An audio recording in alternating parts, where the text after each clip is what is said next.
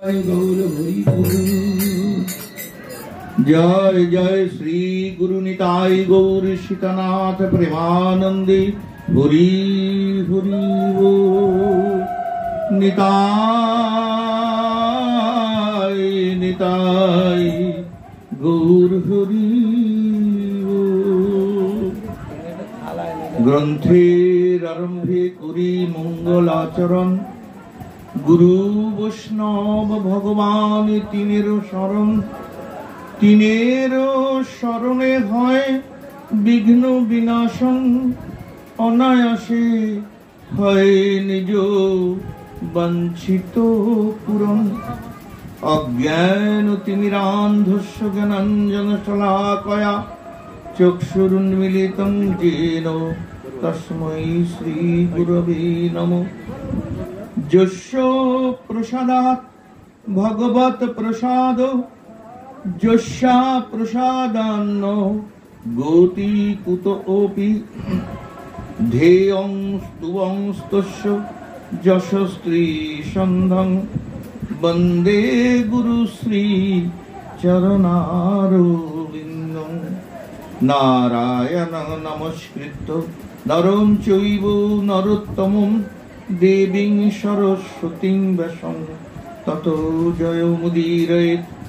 आजानुलम्बित भुजौ कनकावदातो संकीर्तनैकपीतरौ कमलायताक्षौ विश्वम्भरौ द्विजवरौ जुगधर्मपालौ वन्दे जगत्प्रियकरौ करुणावतारौ।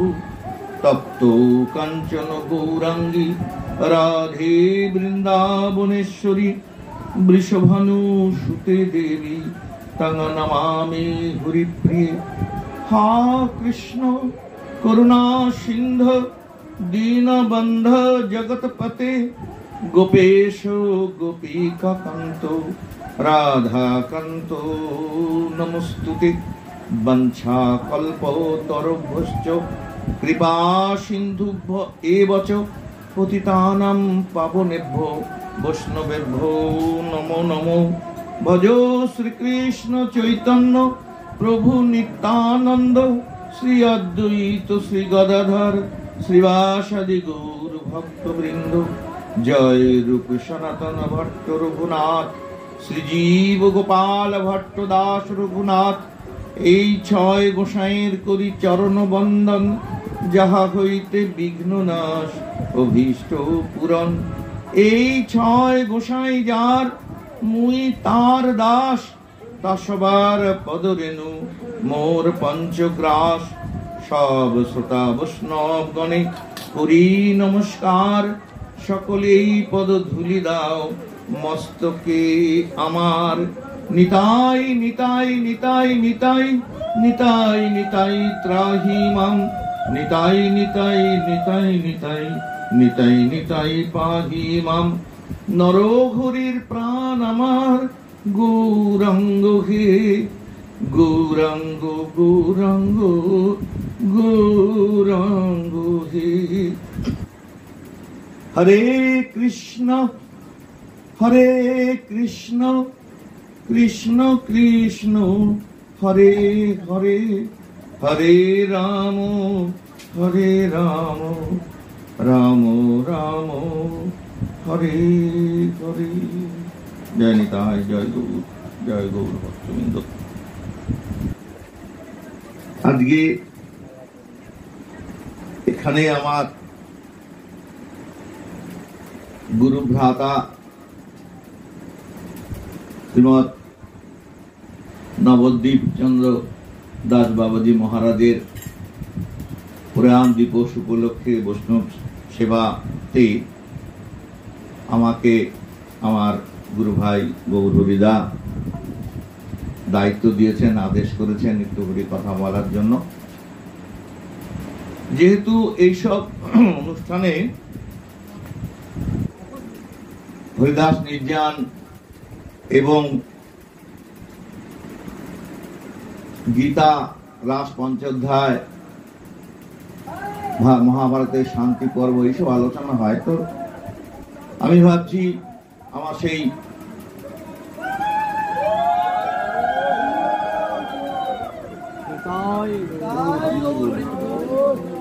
তুলসী প্রসাদ নিয়ে নেয়।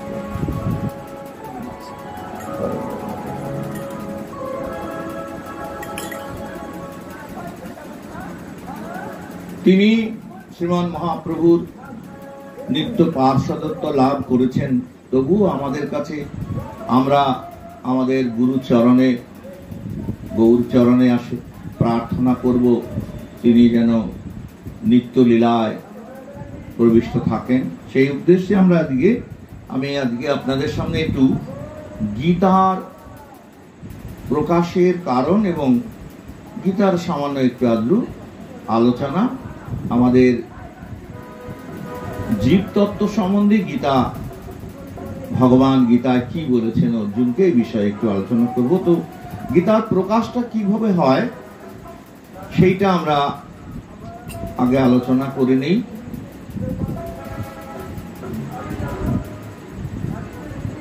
শকুনির পরামর্শে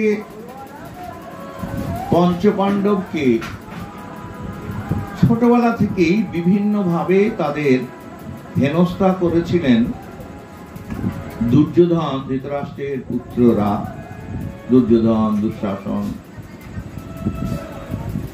পাশা খেলায় তাদেরকে পরাজিত করে বনবাসে পাঠানো থেকে আরম্ভ করে যৌতুক গৃহ তৈরি করে, তাতে যৌতুক গৃহ হচ্ছে একটি গালা দিয়ে তৈরি ঘর, বাইরে থেকে দেখতে একদম পাকা বাড়ির মতো। যখন বনবাসে গেলেন কুন্তী মা, শুদ্ধ 5 ভাই সেই ঘরে আশ্রয় গ্রহণ করলেন। কিন্তু সেইখান থেকে ত্রাতা, যিনি আমাদের সকলের ত্রাতা, কৃষ্ণ, শ্রীকৃষ্ণ ভগবান, স্বয়ং ভগবান, তিনি সুরঙ্গ তৈরি করে একদম সেই যৌতুগৃহের মাঝখানে গিয়ে উঠলেন। তাদের বললেন, তোমরা এই সুরঙ্গ দিয়ে বেরিয়ে আসো, কারণ এটিতে আগুন ধরিয়ে দেওয়া হবে, যেহেতু গালা দিয়ে তৈরি ঘর, বাইরে থেকে দেখে একদম সুন্দর পাকা বাড়ি, কিন্তু গালা দিয়ে তৈরি, এটাতে আগুন লাগিয়ে দিলে তোমরা যাতে ভস্মীভূত হয়ে যাও।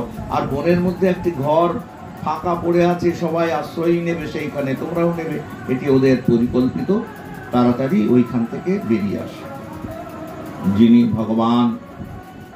ভগবান যাদের রক্ষা করেন, রাখে হরি তো মারে কে। তো এইভাবে নানা হেনস্থা করার পর দ্রৌপদীকে বস্ত্রহরণের মতো লজ্জার অবস্থা সৃষ্টি করার পরও, যদিও ওই অবস্থায় বিদুর ওই স্থান ত্যাগ করেছিলেন, যেখানে নারী এবং শিশুদের অত্যাচার হয়, সেই স্থান কখনো চিরস্থায়ী হতে পারে না, তার ধ্বংস অনিবার্য। আর প্রতিবাদ করার ক্ষমতা যদি না থাকে, তাহলে সেই স্থান ঘৃণাভরে ত্যাগ করার নামও প্রতিবাদ। তো বিদুরের পরামর্শ কেউ গ্রহণ করতো না, দুর্যোধনের পুত্ররা, ধৃতরাষ্ট্র, অন্ধ ধৃতরাষ্ট্ররা কেউ করতো না। বাধ্য হয়ে বিদুর দেশ ভ্রমণে বার হয়ে গেলেন, যে না, এইখানে থাকবো না, এই অন্যায় অন্ন গ্রহণ করব না। দ্রৌপদী গৃহবধূ, তার লজ্জা নিবারণ করার কোনো ব্যবস্থা আমি যখন করতে পারিনি, আমি স্থান ত্যাগ করব। যাই হোক, এইভাবে তারা যখন 1 বছর অজ্ঞাতবাস ইত্যাদি করে ফিরে এলেন, রাজা ধৃতরাষ্ট্র তথা তার পুত্র দুর্যোধন তাদেরকে বললেন, দেখো, এই সমস্ত হস্তিনাপুর তোমাদের, আমরা চাই না। আমাদের 5 ভাইকে 5টা গ্রাম দাও, সেই গ্রাম নিয়ে আমরা সন্তুষ্ট থাকব। আমরা পুরো রাজ্য, রাজধানী, তার কর, এসব কিছুই চাই না।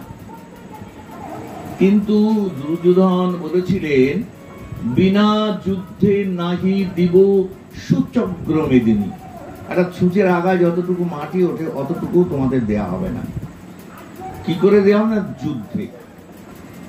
অনিবার্য এসে গেল যুদ্ধ, ঠিক আছে, যুদ্ধে আমরা 5 ভাই, তোমরা 100 ভাই। তাদের ধারণা ছিল, আরে আমার বাড়ি থেকে 100টা লাঠি বেরোবে, ওদের তো 5টা, আমার সঙ্গে পারবে। কিন্তু যেখানে যথা ধর্ম তথা জয়, সে আমি একা হই না। তো কি করলেন? যখন যুদ্ধ অনিবার্য হয়ে গেল, কৃষ্ণ দেখলেন এ তো মহাভারতের যুদ্ধ অনিবার্য, কুরুক্ষেত্রের যুদ্ধ অনিবার্য। তিনি একটি ছলনা করলেন, তিনি তো অর্জুনকে ভালোবাসেন, অর্জুনের সখা। সেই জন্য তিনি একটি ঘোষণা করলেন, কি এই যুদ্ধে আমি নিরস্ত্র থাকব। একদিকে যদি কেউ আমায় নিতে চায় তাহলে নিরস্ত্র আমাকে নিতে হবে। আমার কাছে তো সাহায্যের জন্য আসবেই, দুর্যোধন আসবে, যেহেতু বলাই দাদার সঙ্গে সখ্যতা আছে দুর্যোধনের। বলাবালা বলাই দাদাকে পটিয়ে নিয়েছে দুর্যোধন, কাজেই বন্ধুত্ব হয়েছে। তাহলে ওরা যখন আসবে পাণ্ডবরাও আসবে। তাই তিনি চিন্তা করলেন আমি একদিকে নিরস্ত্র থাকব, আর একদিকে আমার সশস্ত্র যাদব সেনা থাকবে, বিশাল যাদব সেনা, অজেয়, যাদেরকে জয় করা যায় না, অক্ষয়, যাদের মৃত্যু হয় না, এরা থাকবে। যে যেটি নেবে এই ঘোষণা করে দিয়ে দ্বারকা থেকে ঘোষণা করে দিলেন। দুর্যোধন দেখলো নিরস্ত্র কৃষ্ণকে নিয়ে কি করব, আমি আগে ভাগে যাই, গিয়ে আগে ভাগে সশস্ত্র সেনাই চেয়ে নেব। দ্বারকায় একদিন গেলেন, দৈবক্রমে সেদিন অর্জুনও গিয়েছেন। তিনি শয়ন কক্ষে ঢুকে দেখছেন তখনও কৃষ্ণ শয়নে আছেন। দুর্যোধন দেখলেন কৃষ্ণের পালঙ্কের দুপাশে দুটি সিংহাসন আছে, বসার ব্যবস্থা। তো উনি গিয়ে একটি সিংহাসনে বসলেন, অপেক্ষা করতে থাকলেন কখন কৃষ্ণের ঘুম ভাঙে।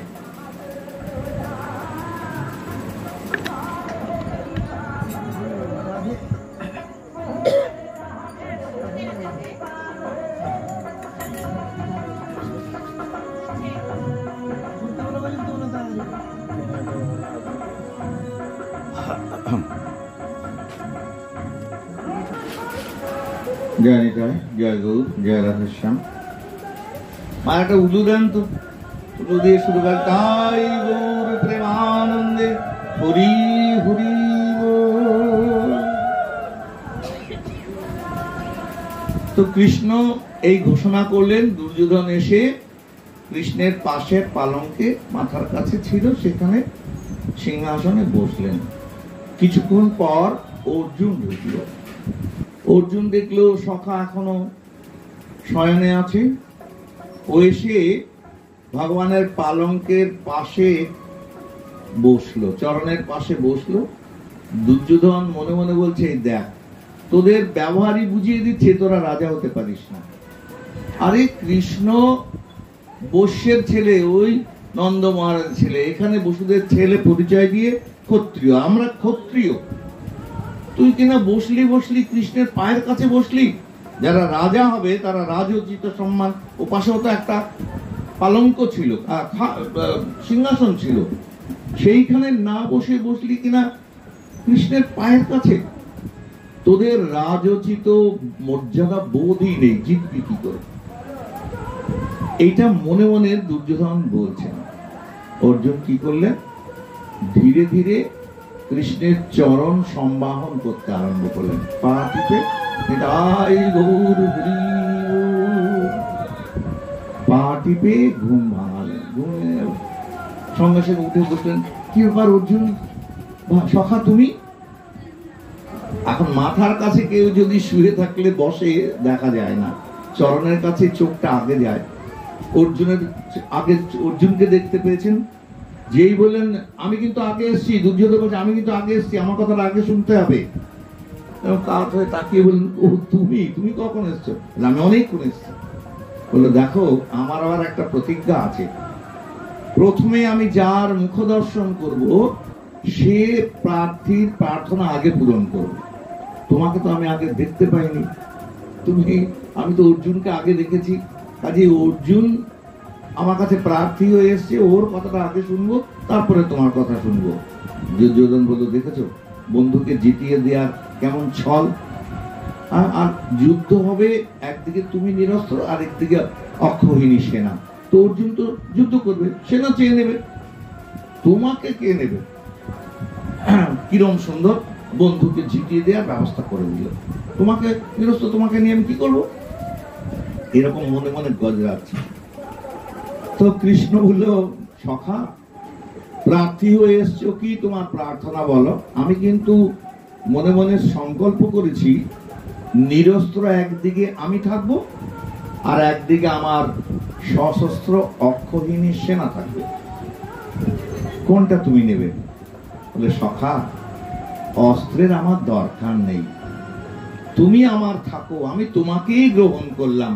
যারা কৃষ্ণকে গ্রহণ করে তারা জীবনে কোনোদিন পরাজিত হয় না, তারা চিরদিন জয়লাভ করে। দুর্যোধন মনে মনে খুশি, বলে, দেখ তোদের জয় বিজয় হয়েই গেল। আরে করবি যুদ্ধ, দরকার অস্ত্র, দরকার সৈন্য, নিরস্ত্র কৃষ্ণকে নিয়ে কি করবি?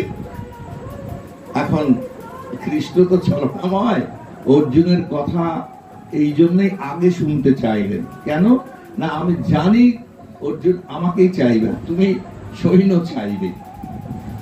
তো তাকে বলছেন, কি ব্যাপার দুর্যোধন, তাহলে তুমি বলো, তুমি কি চাও? বললো, আর কি করব, অর্জুন যখন তোমাকে চেয়েই বসেছে তখন সৈন্যগুলোই আমার থাক। যেন আগে চাইতে দিলে কৃষ্ণকে চাইতো, এমন একটা ভাব দেখালো।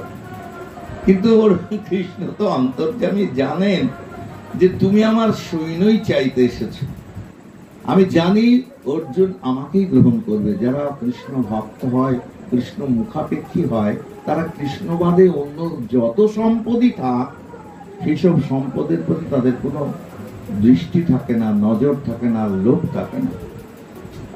ঠিক আছে, তাহলে যুদ্ধ অনিবার্য এসে গেল। অর্জুন কি করলেন না, তার রথের সারথি করলেন কৃষ্ণকে।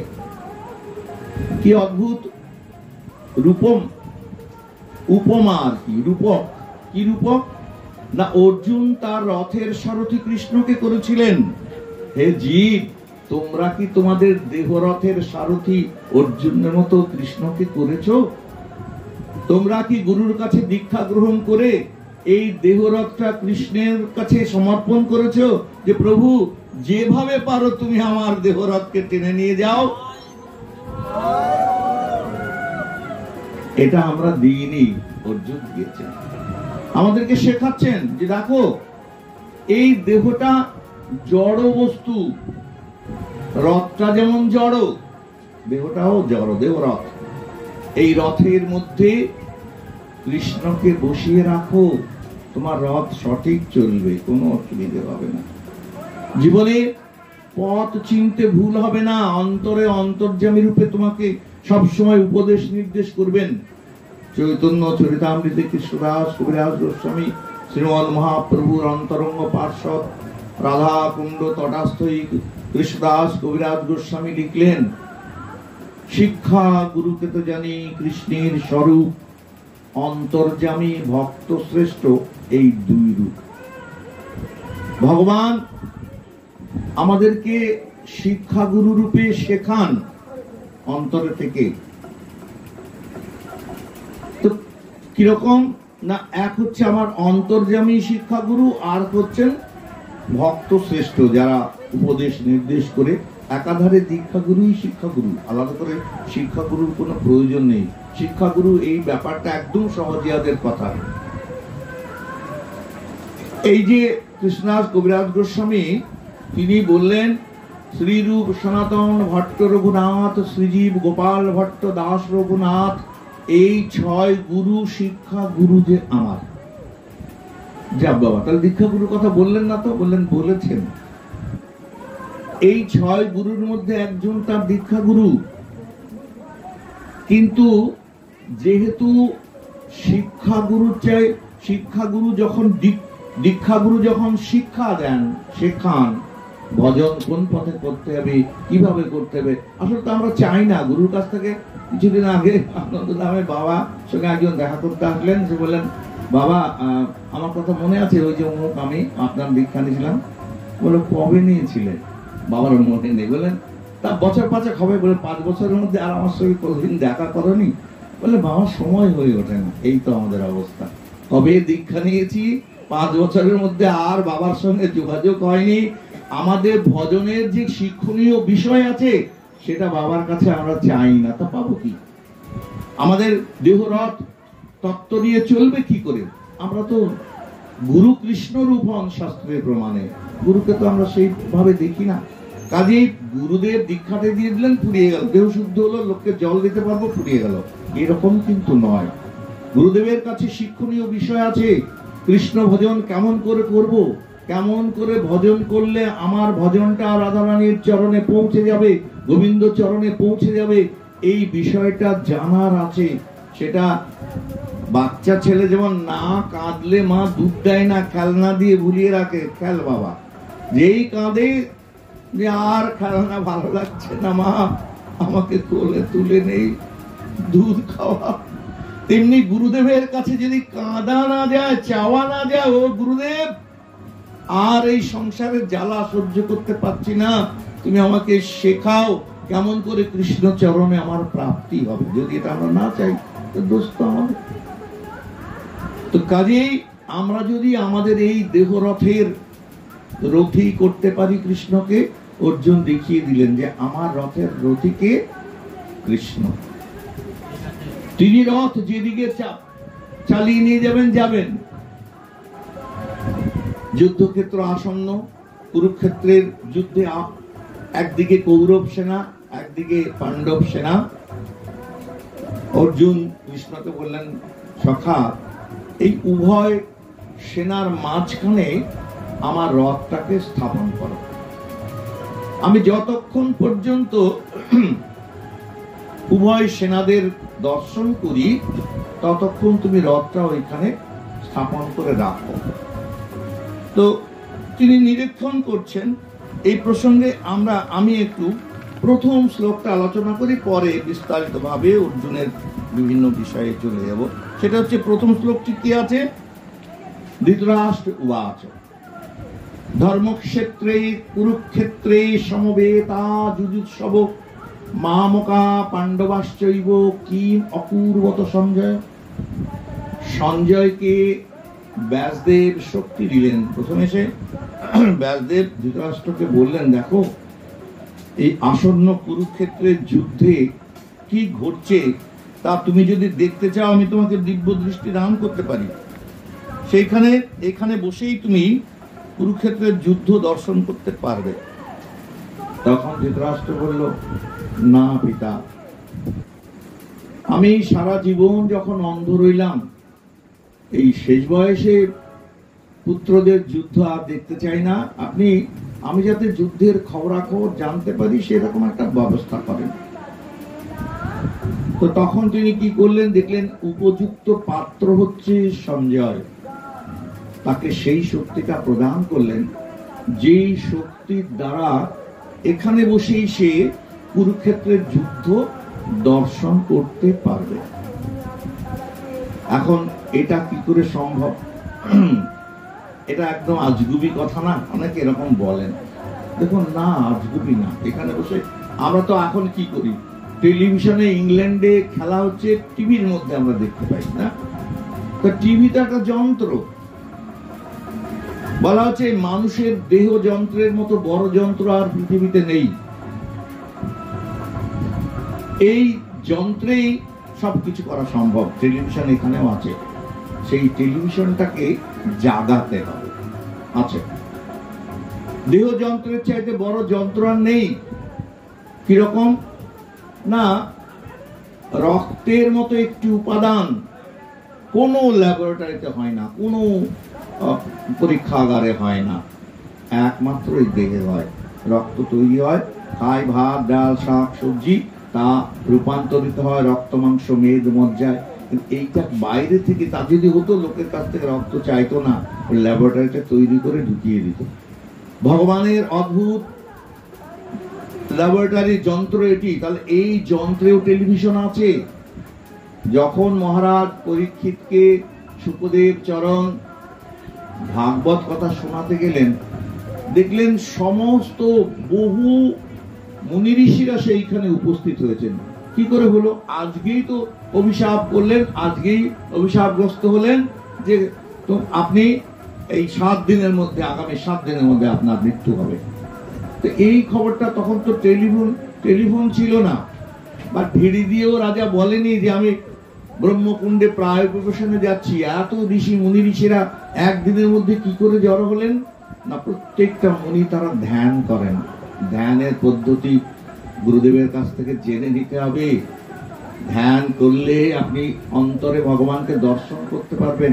ঠিক সেই রকম যা ইচ্ছা করবেন সেটাই দেখতে পাবেন, যদি ইচ্ছা করেন। তো সেই জন্য সেই মুনি ঋষিরা ধ্যানে দর্শন করলেন যে হায় হায়, মহারাজ তো শাপগ্রস্ত হয়েছে, ব্রহ্মকুণ্ডে তিনি গিয়েছেন, আমরাও যাই, চলো। সবাই গিয়েছিলেন। কাজেই আপনাদের প্রত্যেকের মধ্যে টেলিভিশনের উপকরণ রয়েছে। টেলিভিশন কি? কতগুলো তার যন্ত্র, তার মধ্যে পাওয়ার অর্থাৎ কারেন্ট ঢোকানো হয়, দেখতে পাওয়া যায়। এই আকাশ শব্দ ব্রহ্ম, আকাশ ব্রহ্ম, ওইখান থেকে গ্রাহক যন্ত্র দ্বারা ধরে নেওয়া হয়।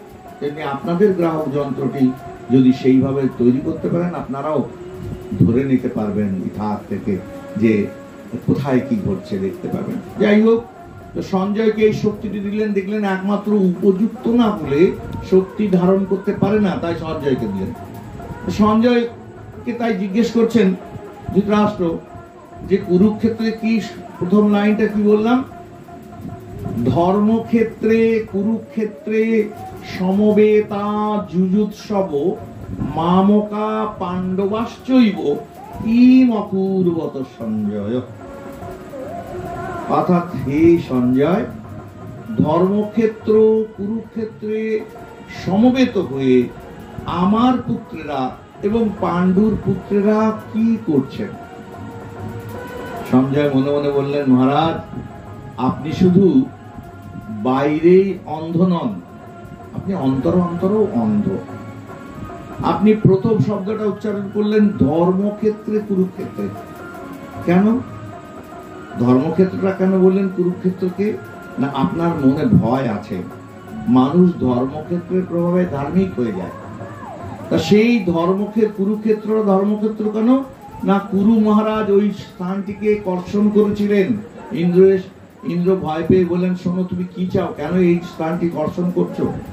বললো, যদি পারো আমাকে এই আশীর্বাদ করো যে এই কুরুক্ষেত্রে যেই মারা যাবে সে সঙ্গে সঙ্গে স্বর্গে যাওয়ার অধিকারী হবে। বলে তথাস্তু, তাই হবে। কেন তার ভয় ছিল, কুরু যদি ইন্দ্রত্ব চেয়ে বসে ভগবানের কাছে, তাহলে আমার আর কাজ থাকবে না। সেই জন্য ওই ক্ষেত্রটি ধর্মক্ষেত্র। কুরুক্ষেত্রে যদি কেউ মারা যায়, স্বাভাবিকভাবে যুদ্ধক্ষেত্রে যেই মারা যাক সেই স্বর্গ লাভ করবে, এটি শাস্ত্রের বাক্য।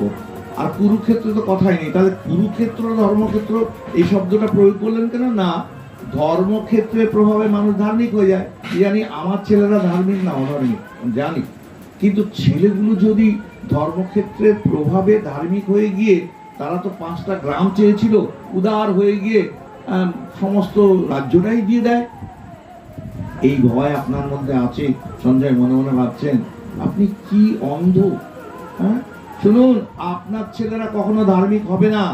ধার্মিক হওয়ার জন্য চিত্ত দর্পণকে মার্জন করতে হয়।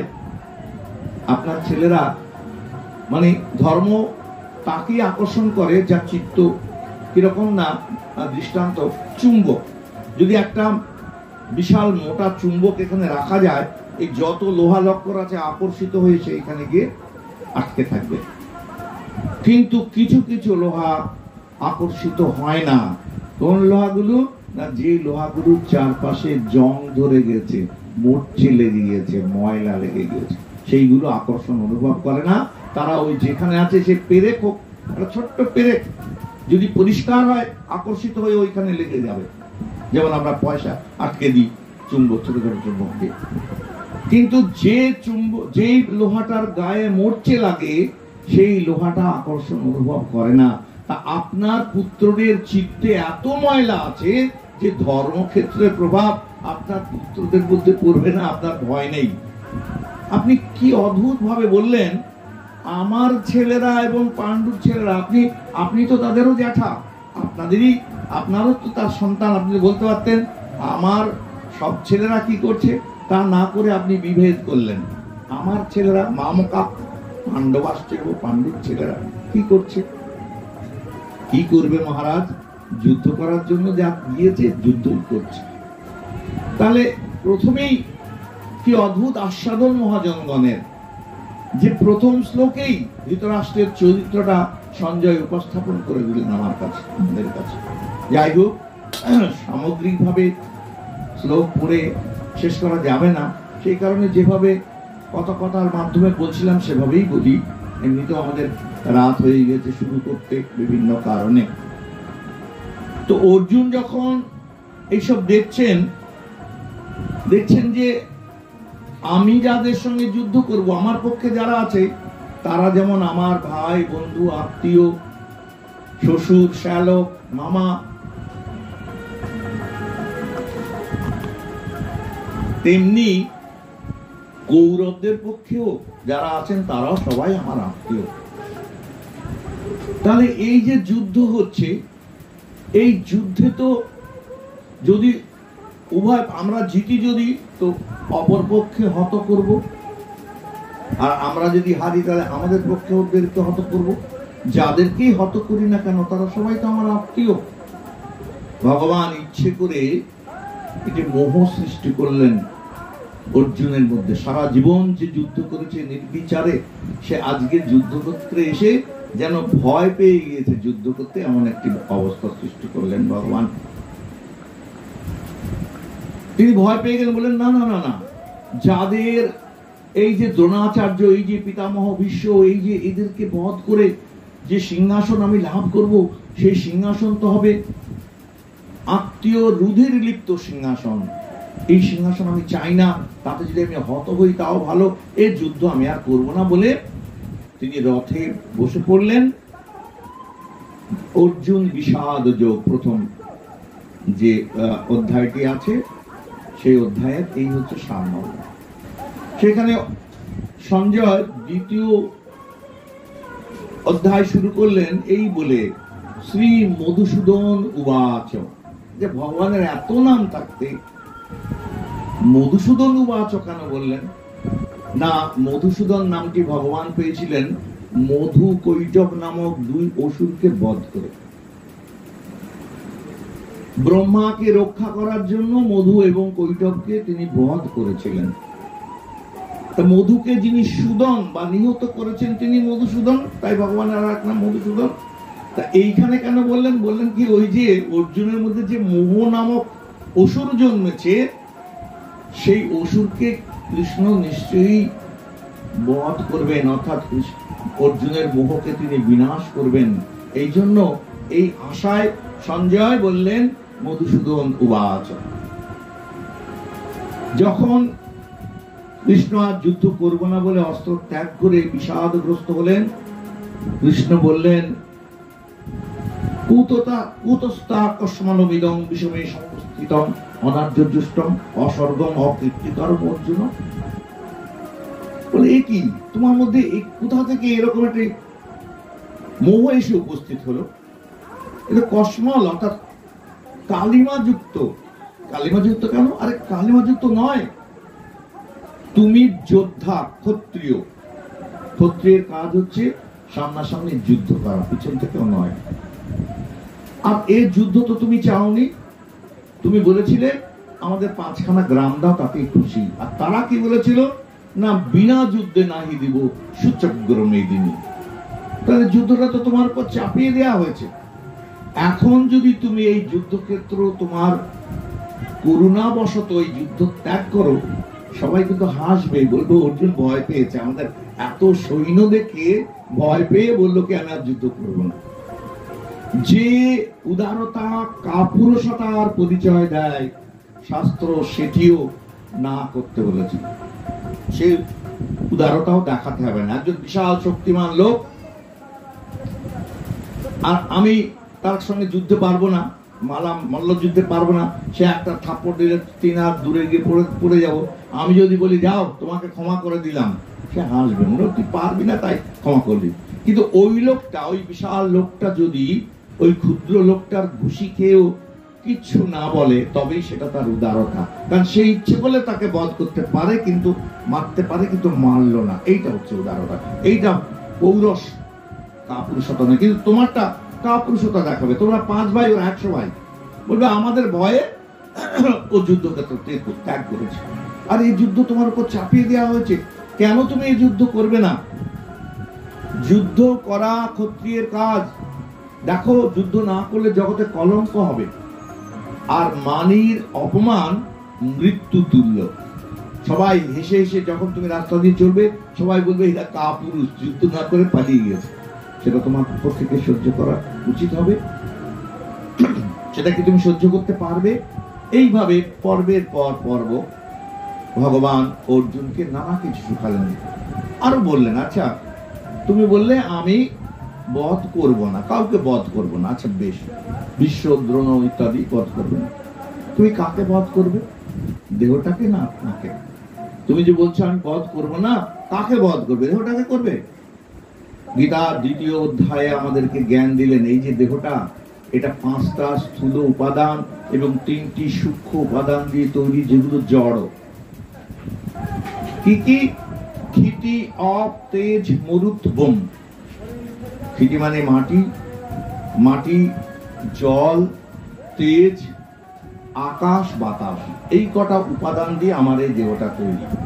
এবং আমি মারা গেলে আমার দেহটা এই 5টি ভূতে আবার বিলীন হয়ে যাবে। তো তুমি কাকে মারবে? মাটিকে, না জলকে, না আকাশকে, নাকি তেজকে? আর যদি বলো না আমি আত্মাকে বধ করবো, তাহলে তুমি শুনে রাখো, নৈনং ছিন্দন্ত্রী শস্ত্রাণি নৈনং দহতি পাবক ন চৈনং ক্লেদং ত্যাপ ন শোষয়তি মারুত। শোনো, আত্মাকে আগুন দিয়ে পোড়ানো যায় না, অস্ত্র দিয়ে কাটা যায় না, জল দিয়ে ভেজানো যায় না, বাতাস দিয়ে শুকানো যায় না। আর অর্জুন, তুমি বধ করার কে? শেষ পর্যন্ত দেখুন তাহলে কি হচ্ছে, আমাদের দেহটা কিন্তু তৈরি হচ্ছে 5টা স্থূল জড়, 3টে সূক্ষ্ম উপাদান আছে আমাদের দেহের অভ্যন্তরে। আমাদের এই দেহের অভ্যন্তরে আরেকটি দেহ আছে, তার নাম লিঙ্গ দেহ। মন, বুদ্ধি, অহংকার রূপ লিঙ্গ দেহ। আমরা যখন দেহত্যাগ করি, তখন ওই লিঙ্গ দেহটাকে আশ্রয় করে আত্মা এই দেহ থেকে চলে যায়, গিয়ে অবস্থান করে, আবার নতুন একটি দেহ পেলে সেই দেহে প্রবেশ করে। বাসাংশি জীর্ণানি যথা বিহায় নবানি গৃহ্ণাতি নর অপরাণী তথা শরীরানি জীর্ণান্নানি। অর্থাৎ আমাদের পোশাক ছিঁড়ে গেলে, ময়লা হলে যেমন সেই পোশাকটা ত্যাগ করে আমরা একটা নতুন পোশাক পরি, তেমনি আত্মাও যখন এই দেহটাতে আর বাস করার মতো অবস্থা থাকে না, তখন দেহটা ত্যাগ করে অন্য একটা দেহে প্রবেশ করে। জাতস্যই ধ্রুব মৃত্যু ধ্রুবং জন্ম মৃতস্য চ। কাজেই ওই যে লিঙ্গ দেহটা, মন, বুদ্ধি, অহংকার, এটাও জড়। এই মন, বুদ্ধি, অহংকার নিয়ে তুমি এই জগৎ থেকে আমি কোনো বস্তু নিয়ে যেতে পারি না, কোনো জড় বস্তু নিয়ে যেতে পারি না।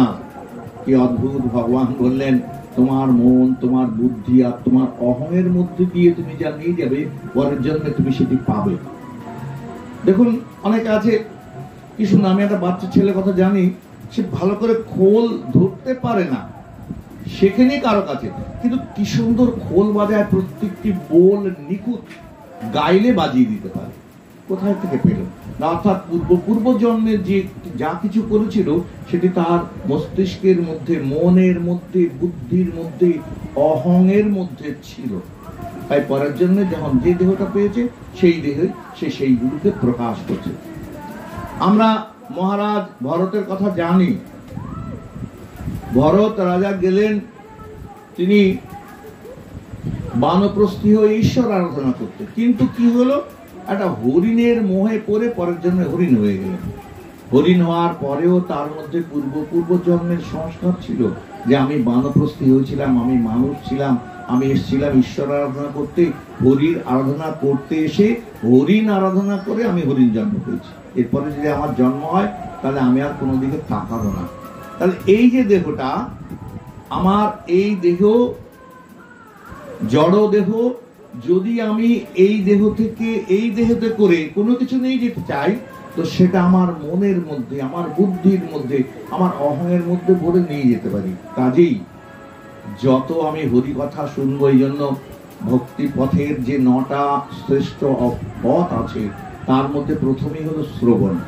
বলেন শোনো, শুনিতে বুঝার দরকার নেই, বলেন না বুঝার দরকার নেই। আবৃত্তি সর্বশাস্ত্রানাং বোধাদপি গরীয়সী। তুমি বুঝতে পারো আর না পারো, যদি সেটি মুখস্থ থাকে, যদি তুমি সেটা শুনতে শুনতে মনের মধ্যে নির্ধ্যাসন করো, একসময় সে তোমাকে সৌরভ প্রদান করবে। চন্দন যেমন ঘষতে ঘষতে ঘ্রাণ তার সৌরভ পাওয়া যায়, ঠিক তেমনি তুমিও যা শুনলে সেগুলোকে যদি নিজের মধ্যে নির্ধ্যাসন করো, ঘষা পাজা করো, এক সময় তার থেকে তুমি অদ্ভুত শিক্ষা গ্রহণ করতে পারবে। কাজেই আমাদের মন বুদ্ধির মধ্যে দিয়ে আমরা যা নিয়ে যাব পরের জন্মে তা পাবো। যদি আমরা ভক্তি নিয়ে যাই, টাকা পয়সা ধন দৌলত বাড়ি ঘর কিচ্ছু নিয়ে যেতে পারবো না, কিন্তু মন বুদ্ধির মধ্যে দিয়ে আমরা হরি কথা নিয়ে যেতে পারবো, হরি স্মৃতি নিয়ে যেতে পারবো। যে স্মৃতি মহারাজ নিয়েছিলেন, পরবর্তী ক্ষেত্রে তিনি জড় ভরত হয়েছিলেন। তো কাজেই অর্জুনকে আমাদের ওই যে লিঙ্গ দেহটা মন বুদ্ধি রূপ দেহ, এটাও কিন্তু প্রকৃত আত্মা নয়, ওকে অবলম্বন করে আমি রয়েছি, প্রকৃত আমি রয়েছি। তা সেটা সেই খোলস, এটা একটা খোলস। আত্মার মোট 2টি খোলস আছে। একটা এই এটাও জড়, মন বুদ্ধিও জড়। একটা হলো পাঞ্চভৌতিক দেহ, এটা একটা খোলস। এর খাদ্য হচ্ছে ভাত ডাল শাক সবজি ইত্যাদি ইত্যাদি। আর মন বুদ্ধি অহংকার রূপ যে লিঙ্গ দেহ, তার খাদ্য হচ্ছে এই যাত্রা, থিয়েটার, নাটক, নভেল, ভগবানের কথা, কর্ণমন রসায়ন কথা। এগুলো শুনলে মনের মধ্যে সেটাতে জমা হয়ে থাকে। তা অন্যান্য বস্তুগুলো তো ভূষিমা, সব নষ্ট হয়ে যাবে, কিন্তু কৃষ্ণ কথা একদম সোনার মতো চকচক করবে, যা কখনো পোয়ালের গাদায়, বিচুলির গাদায় পড়ে গেলেও বিচুলি পচে নষ্ট হবে, কিন্তু সোনাটা কখনো নষ্ট হবে না। এই জন্য কৃষ্ণ কথা যতটুকু এই জন্মে আমি করে নিতে পারবো, পরের জন্মে তাই পাবো। তাহলে ওই মন বুদ্ধি অহংকারের খাদ্য কি না, বললাম যাত্রা, থিয়েটার, নাটক, নভেল, গান ইত্যাদি ইত্যাদি, যা মনোরঞ্জন করে, মনকে প্রীত করে, আনন্দিত করে। আত্মা কিন্তু বুভুক্ষ, চিরদিন আত্মাকে আমরা বুভুক্ষ রাখি। আত্মার খাদ্য কি না, কেবলমাত্র কৃষ্ণ কথা, হরি কথা, ভক্ত কথা, ভক্ত চরিত কথা। ভক্তি, ভক্ত, ভগবান, এই 3 বিষয়ে যা আছে সেগুলি আত্মা গ্রহণ করে, এগুলো একটাও গ্রহণ করে না। চাতক পাখির মতো, মানে হাজল করে বেড়ায়। পুকুর নদীতে এত জল আছে, কোনোদিন এমনকি যখন ওরা শিকার করে, মাছ শিকার করে, মাছের গায়ে তো জল লেগে থাকে, পাখি পক্ষী জনি জলটাকে, পাখিটাকে আচ্ছা করে ঝাড়ে যাতে জল তার মুখে না যায়, কেন সে জল তেতো লাগে তার কাছে, আমাদের কাছে মিষ্টি লাগে। চাতক পাখি যেমন বৃষ্টির জল যখন পাতার ভিতর দিয়ে চুইয়ে পড়বে সেটা পান করে, তেমনি ভক্তরা আম জিনিস গ্রহণ করেন না। যখন হরি কথা, কৃষ্ণ কথা হয়, তখন সবাই সেটা গ্রহণ করেন, তার চঞ্চু দিয়ে গ্রহণ করেন। এটাই আমাদের করা উচিত। তাই গৌর প্রেমানন্দে হরি হরি বল। অর্জুনকে বললেন, অর্জুন তাহলে তুমি কাকে বধ করবে? এই পাঞ্চভৌতিক দেহটা না ওই সূক্ষ্ম যে মন বুদ্ধি অহংকার রূপ দেহটা? যেহেতু ওই দেহটাকে ঘিরে আছে আত্মা, সেহেতু তুমি তাকে বধ করতে পারো না। আর তুমি বধ করার কে? শেষ উপদেশ ভগবানের, তুমি বধ করার কে? দেখো, এই যে 5টি উপাদান যুক্ত অপরেমেয়ং ইতস্তন্নান প্রকৃতিং বৃদ্ধি মে পরাম। দেখো, এই প্রকৃতিতে 5টি উপাদান যুক্ত যে প্রকৃতি, এর বাইরে একটা পরা প্রকৃতি আছে।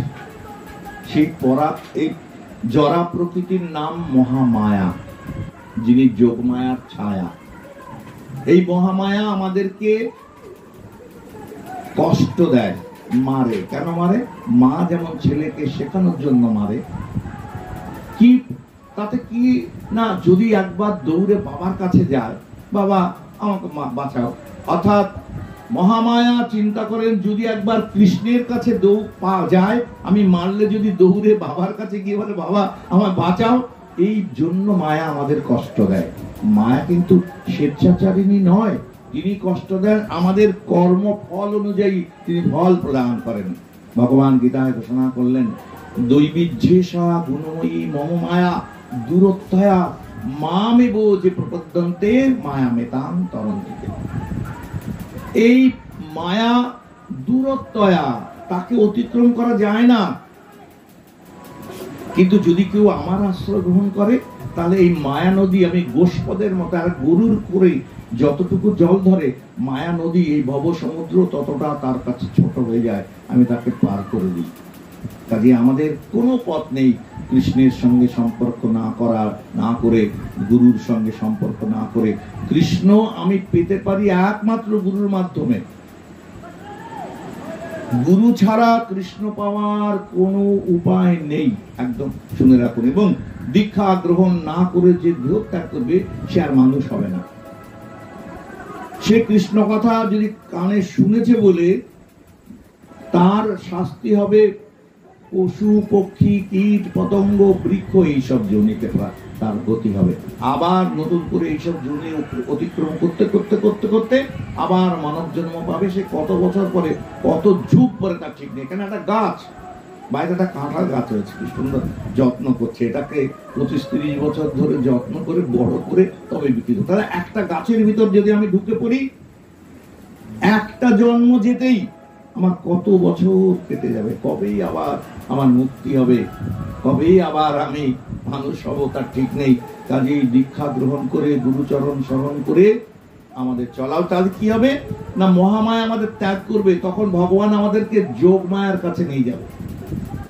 যোগমায়া কি করেন, যোগাযোগ করিয়ে দেন। এই যোগাযোগকারী সবচেয়ে বড় কে, আমার শ্রী গুরুদেব। আমার গুরুদেব ভগবানের সঙ্গে আমাদের যোগাযোগ করিয়ে দেয়, এই জন্য তিনি যোগমায়া। এই জন্য তার সঙ্গে যোগাযোগ না করলে আমরা কোনো মতে কৃষ্ণকে পেতে পারি না। ভগবান বললেন, অর্জুন, এই অপরা প্রকৃতি অর্থাৎ তৃতীয় অর্থে মরুদ্গম, এটা অপরা, শ্রেষ্ঠ নয়, নিকৃষ্ট। এর চাইতে একটি পরা প্রকৃতি আছে, তার নাম যোগমায়া।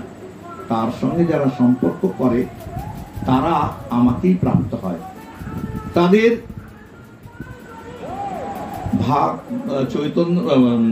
শ্রীমদ্ ভগবত গীতার 12 অধ্যায়ে 20টি শ্লোকে একজন সাধুর লক্ষণ ব্যক্ত করেছেন ভক্তিযোগে।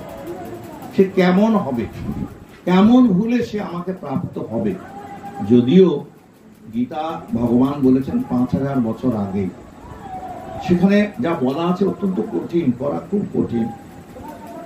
কিন্তু মহাপ্রভু 500-550 বছর আগে এসে বলে গেলেন, শোনো, অত যোগ বিয়োগ গুণ ভাগ এইসব তোমরা করতে পারবে না। অর্থাৎ যোগ করো, ব্যায়াম করো, যোগ সাধনা করো, এগুলো বলা আছে গীতার মধ্যে, করার কথা বলা আছে।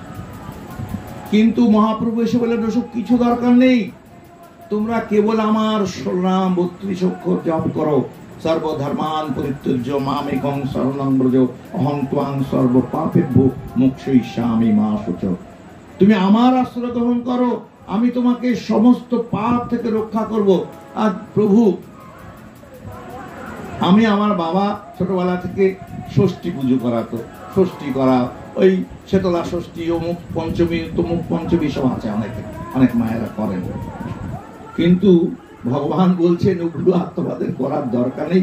যদি আমার উপর শরণাপন্ন হও তাহলে ওগুলো করো, তাহলে ওগুলো না করলে আমার পাপ হবে না। বললেন না, পাপ হবে না। আর যদি মনে করো পাপ হবে, তা আমি তোমায় রক্ষা করব। সর্বধর্মান পরিত্যজ্য মামেকং শরণং ব্রজ অহং ত্বাং সর্ব পাপেভ্যো মোক্ষয়িষ্যামি মা। তুমি নিশ্চিত থাকো, তুমি যদি আমার শরণ গ্রহণ করতে পারো। আবার আমারও শরণ নিলাম, তারপরে আবার ওই দেবীর পুজো না করলে তো মা রাগ করবে এরকম ভাবো, তাহলে আমাকে অবহেলা করা হয়, ভগবানকে অবহেলা করা হয়। ভগবানের প্রতি আস্থা থাকে না, আমাদের শ্রদ্ধা থাকে না। এই জন্য বলা হচ্ছে, চৈতন্য চরিতামৃতে বললেন, শ্রদ্ধা শব্দে কহে বিশ্বাস সুদৃঢ় নিশ্চয়। এই যে আপনারা শুনুন, ভারতীয় শাস্ত্রে শোক নেই। আমাকে আমার এক বন্ধুর ভাই, আমি তার বাড়িতে পাঠ করছিলাম, পাঠের শেষে আমার বললো, দাদা একটা কথা জিজ্ঞেস করি। কি? আমার বাবা মারা গেল, আমি কোথায় কাঁদবো? আমাকে কিনা 14 দিন পরে সবাইকে ডেকে এনে খাওয়াতে হবে পাড়ার লোকদের, এইটা আপনাদের কি শাস্ত্র? বললাম, তুমি এরকম কেন ভাবছো? তুমি কি জানো ভারতীয় শাস্ত্রে শোক নেই? আমার পিতা, একটা দৃষ্টান্ত দিই বলে, যে দৃষ্টান্ত দিচ্ছেন আপনাদেরকে বলি। একটা মা, একটা বউ, সে ওই মানুষ কিন্তু সে বিভিন্ন কীট পতঙ্গের কথা বুঝতে পারে, পশু পাখির কথা বুঝতে পারে। একদিন দুপুরে শাশুড়ি বৌমা, এমনিতে শাশুড়ি বৌমার কোনো দোষ দেখতে পায় না, কিন্তু একটাই দোষ, হঠাৎ করে জেগে দুপুরবেলা একটা ব্যাঙ কটকট করছে, কোথায় ঝপ করে লাফিয়ে উঠলো, উঠে গিয়ে সে গর্ত থেকে ব্যাঙটাকে তুলে দিল। ব্যাঙটা বলল যে, শোনো, আমি গর্তে পড়ে গেছি, এখানে অনেক সোনা দানা আছে, আমাকে তুলে দিয়ে সোনা দানাগুলো তুমি নাও। এটা সে বউটা বুঝতে পারলো, তাই করলো। একদিন সন্ধ্যাবেলা একটা শেয়াল ডাকছে, ও দেখো সামনে দিয়ে একটা মরা ভেসে যাচ্ছে, তার গায়ে একটা অলংকার আছে, তোমরা ওটাকে ছাড়িয়ে নাও আর মরাটাকে কাছে এনে দাও। এটা বললো। বউটা ছুটলো, আর এইগুলো দেখে শাশুড়ি, এই দেখ আমার বউটা পিশাচি, কোথায় একটা সাঁতার কেটে কিনা একটা মরা কেটে না, উনি খেয়াল করছেন। মানে সত্যিকারের যারা ভগবানের কথা শুনতে পায় না, তাদের কর্মগুলো অনেকে পাগল মনে করে, পাগল এদের সঙ্গে মিশতে আছে এরকম। তো যাই হোক, পরবর্তী ক্ষেত্রে সেই বউটা, পাশের বাড়ির একটা শাশুড়ি মারা গেল, যে পাড়ায় ঘুরে এর কথা তাকে, তার কথা ওকে লাগিয়ে ঝগড়া লাগাতো, বউ মা শাশুড়ির সঙ্গে ঝগড়া লাগাতো। সে বউটা যখন মারা গেল, সেই শাশুড়িটা, ওই বউটা যে বাড়ির শাশুড়ি, যার, সে যত না কাঁদছে তার থেকে বেশি কাঁদছে, লুটিয়ে পড়ে কাঁদছে।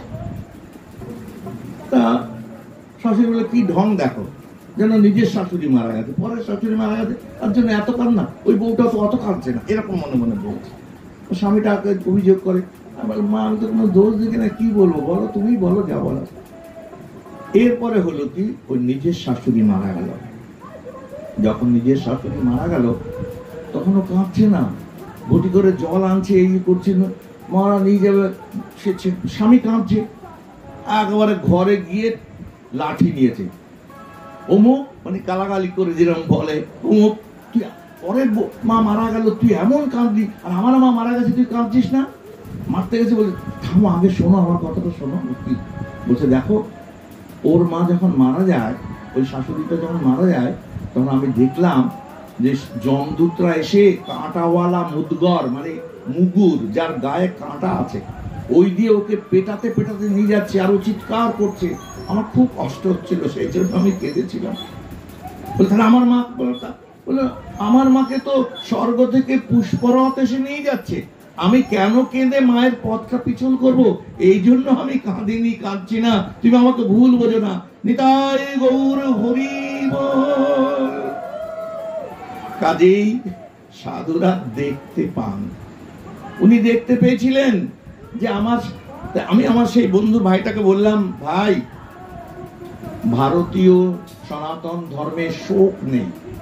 14 দিন পরে লোককে কেন ডেকে এনে খাওয়াই না? আমি মনে করি আমার বাবা স্বর্গে গেছেন, কিংবা আমার বাবা কৃষ্ণপদ প্রাপ্তি হয়েছে, তাহলে সেই তাকে আমি কি করে কেঁদে কেটে পিছল করব? আমি লোকজনকে এই জন্য খাওয়াচ্ছি, এই জন্য ডেকে আনছি যে জানো আমার বাবা না বৈকুণ্ঠে গিয়েছে, সেই আনন্দে আমি তোমাদের খাওয়াচ্ছি।